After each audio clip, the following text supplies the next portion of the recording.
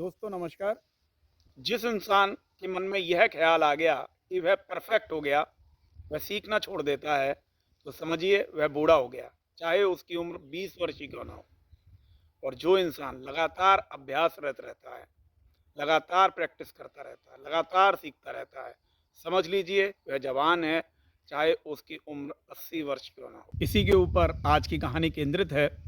एक तीरंदाज था, बहुत ज़्यादा उसको अपनी तीरंदाजी पर भरोसा था। उसको लगता था कि उसके बराबर का तीरंदाज अब कोई नहीं है। लोग बाग कहते थे कि एक सेनापति थे, वो तुमसे भी अच्छा निशाना लगाते थे, परंतु अब उन्होंने संन्यास ले लिया है और वो ऊपर पहाड़ी पर रहते हैं। तीरंदाज अपने घमंड में चूर था, उसने अभ्यास भी छोड़ दिया था।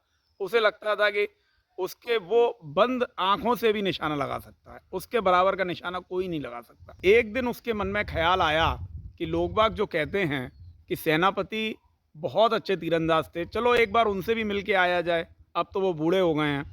वो ऊपर पहाड़ी पर पहुंचता है, उनसे नमस्कार करता है, सेनापति को अपना परिचय देता है। सेनापति ने अब संन्यास ले लिया था और वह साधु महात्माओं के वेशभूषा में रहने लगे थे।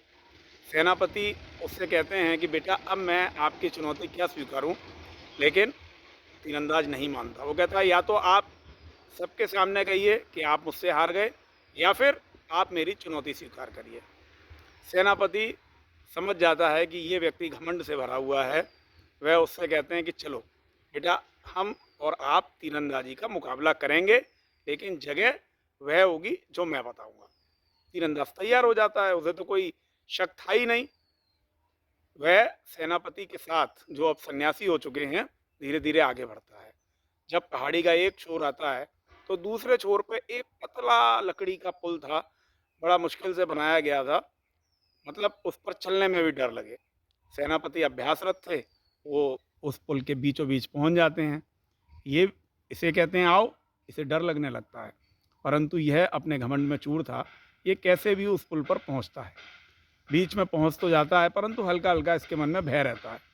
सेनापति अपना धनुष्मान लेते हैं और एक पेड़ के तने में तीर मारते हैं और दूसरा तीर ठीक उस तीर के पीछे लगाते हैं।